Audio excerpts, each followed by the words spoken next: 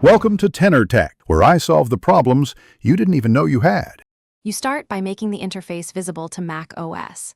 Connect the interface with its proper cable, power it if needed, and install drivers or firmware updates. Once done, open System Settings and pick the interface as both input and output so audio routes correctly. Make sure sample rate matches the interface and your intended session, 44.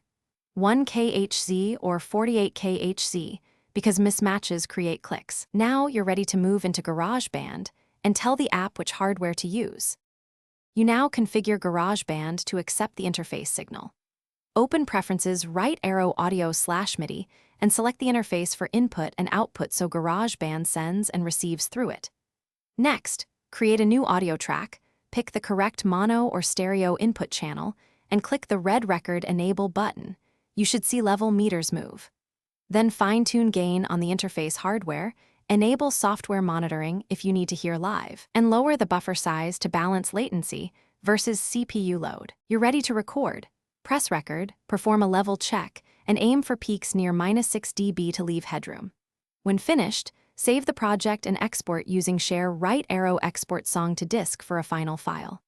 If things go wrong, here's the key troubleshooting tip. Check Mac OS privacy, right arrow microphone to ensure Garageband has access. Then verify cables, sample rate match between interface and Garageband, and restart the app or Mac. Often that clears driver or permission hiccups.